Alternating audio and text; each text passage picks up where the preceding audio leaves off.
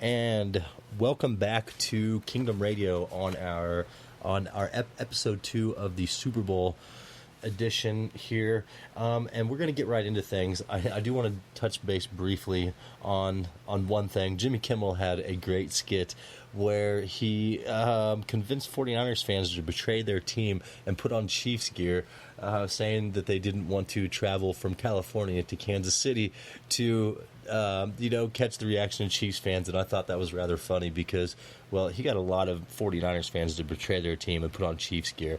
And so take a look at that. Also, I want to tell you guys about my friends at Crane Brewing Company. They came out with a Champ Stamp Blonde Ale for the Super Bowl. Part of the proceeds go to 15 and Mahomes Foundation. And look, that's the closest bar to Arrowhead Stadium or brewery. So get out there and check those guys out. Again, that's Crane Brewing Company, home of the Champ Stamp Blonde Ale. So let's get right into this.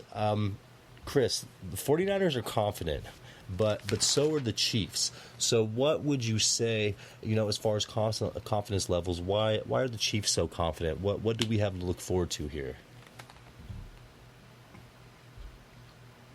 I definitely believe that the Chiefs have reason to be confident. We have developed into the most complete team on both offensive and defensive sides of the ball as the season progressed. We haven't peaked, but we are peaking, and we're definitely on the upswing. On the other side of that, the Niners, all due respect, their fans have every reason to be confident in their performance. They've got a stellar defense. They've got a good offense. And I don't think that we could have asked for for any football fan to have asked for a better matchup in the Super Bowl than these two great teams. It really is as even as it gets, and I'm sure this isn't far from Chiefs' memory, but look, we're going back up against Shanahan. It's Mike Shanahan and his son, and let's not forget what happened, in the late '90s. And I'm sure Andy Reid is going to come bring in the punch. There's a lot of key assets on the Chiefs side of the ball too. It's a really, really interesting matchup, top to bottom, and I feel like both teams should have a ton of confidence. And look, we'll be seeing how this goes in 48 short hours. I can't believe it's this close, but look, it's two great teams going at it here. So, Kris, let's go back to the regular season here a little bit. San Francisco had 3 losses on the season, and the Chiefs had 4. And so, look, the quarterbacks that San Francisco lost to are Matt Ryan, Lamar Jackson, and Russell Wilson. The 4 quarterbacks that the Chiefs lost to were Deshaun Watson, Ryan Tannehill, Aaron Rodgers, and Jacoby Brissett. So out of those, 4, what stands out to you the most? And, what can we take away from these losses? And does it give you any more hope for the Chiefs that San Fran has, lost to Lamar Jackson and Russell Wilson? If you take Matt Ryan out of the picture from the Niners side, every single quarterback is a mobile quarterback. Right. They can extend the plays and move around or move the pocket and get into open space, see open passing lanes, or take off. And that adds additional pressure to the linebackers and to the secondary. And I think that the Chiefs are going to be able to really take advantage of that in this game. I'm not saying that Garoppolo is not mobile, but I think that Patrick Mahomes is going to be much deadlier with his running ability than Garoppolo will be. I'll say this, Jimmy Garoppolo has one of the worst QBRs in the league while under pressure, while a play is extended. So that's something that I saw that I really wanted to hone in on and say that we get pressure on him. He's not a good quarterback under pressure. And on the flip side, with San Francisco's front 4 and Patrick Mahomes, Patrick Mahomes, is tops in the league when it comes to extending plays. So that's one demographic that I thought was really interesting to touch base on. Yeah, another thing just to throw out there, just some stats, is on the year, Garoppolo only has 62 yards rushing. And Patrick Mahomes topped that. in 2 games in the playoffs, and darn near 1 game in the playoffs. With 2 rushing touchdowns, is that what he has in the playoffs too? Yeah. Yes. So no, he only has 1. He only has 1. Okay. All right. So let's talk about this matchup a little bit. We're covering more ground than I thought that we would.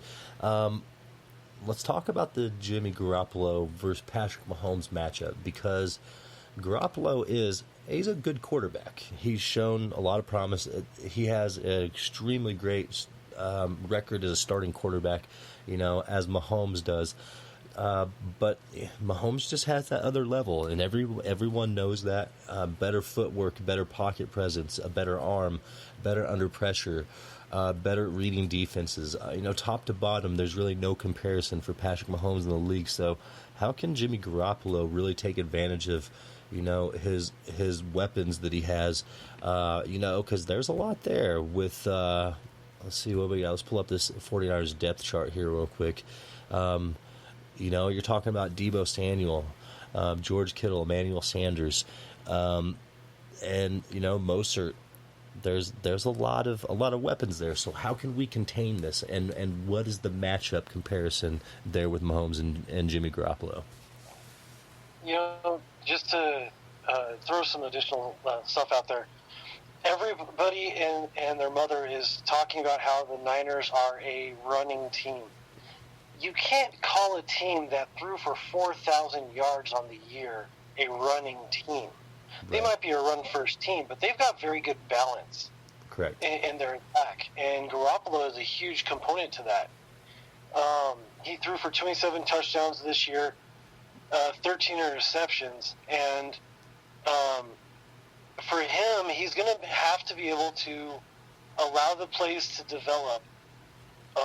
And let his receivers get open, which is really going to be the same issue for the Chiefs. Whichever team can get their quarterback the most time is more than likely going to end up seeing the Super Bowl trophy in their hands at the end of the game. Garoppolo needs to find Kittle and Sanders really to have the most success. I think Samuel's going to get a lot of targets, but I think that he's going to be more of a big play component as opposed to a consistent find your rhythm sort of receiver for the quarterback.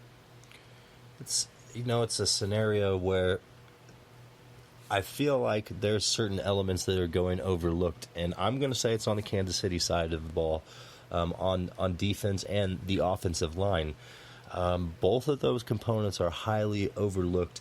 I'm really interested to see some D Ford, Eric Fisher matchups, and the rest of the defensive line, Bosa and all of them.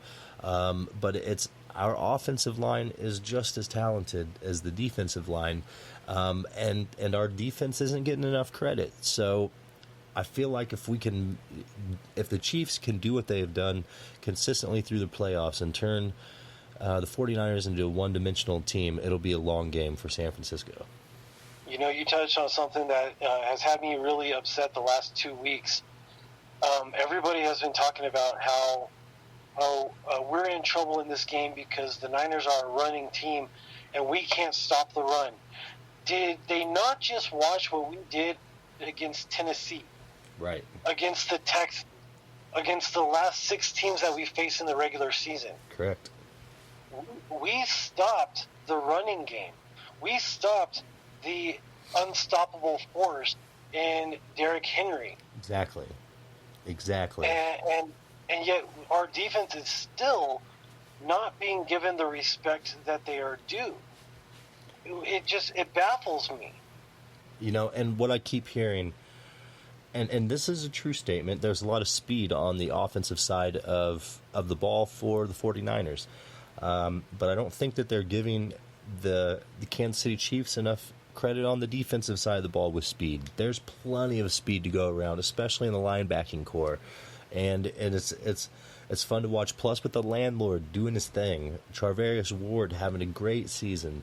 There's a lot of things to take away from the Chiefs' defense and that defensive line. This is not this is not going to be an easy game for either side of the ball, but I still, no matter what they say, the Chiefs just aren't getting enough credit.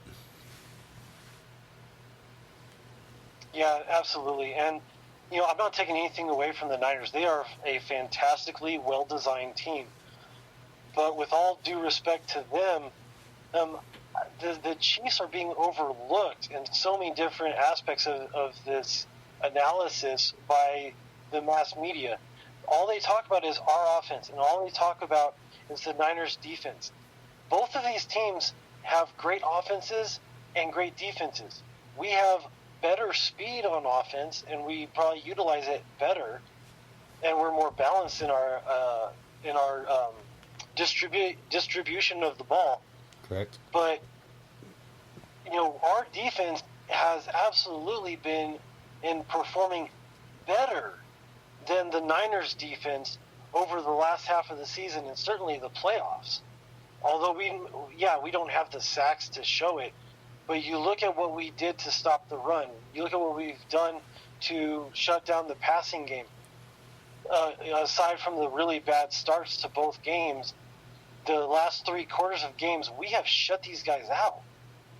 Yes, and so, like you said, it's just an element that's really going overlooked, and I look for the Chiefs to exploit more,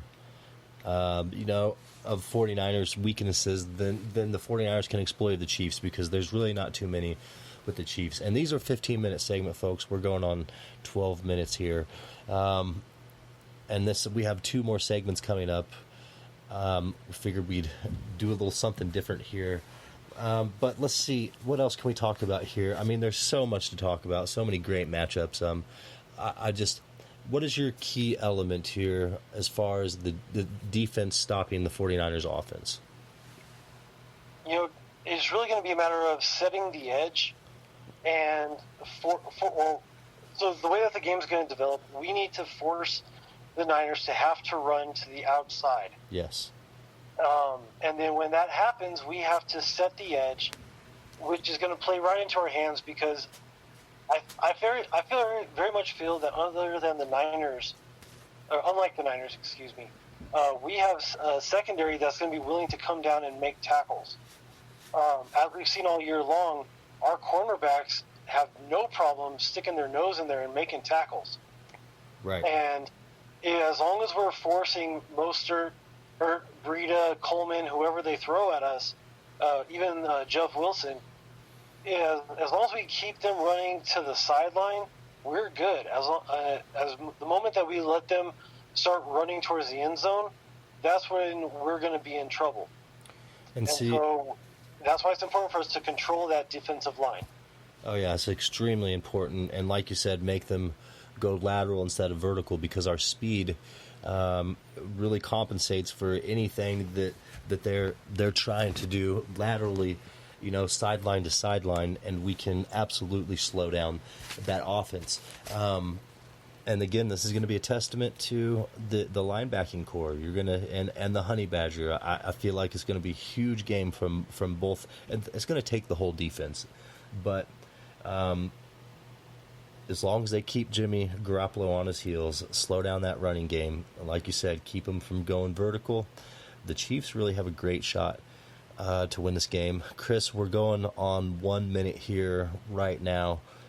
Is there anything that you feel like you should add to this episode before we move on? Yeah, just one thing. I think it's going to be really interesting to watch both of these offenses and the trick plays that both of these offensive-minded coaches are going to be throwing at the defenses, and for us to watch. It's going to be great. Yeah, it really is, and that's the thing, is you're going to see 2 brilliant minds going at it, and it is going to be a battle. We all know the Shanahan mindset, and that, look, that's a brilliant family, as much as we hate to say it. And we have Andy Reid and Eric Bieniemy and Steve Spags. And look out for the special teams, too, because we have a special teams that can take the top off of anyone in the league, and McCole Hartman has the speed and the moves to do it. So, Chiefs Kingdom, this is episode number 2. We'll be moving on to our next 15-minute episode here soon. Thank you for tuning in.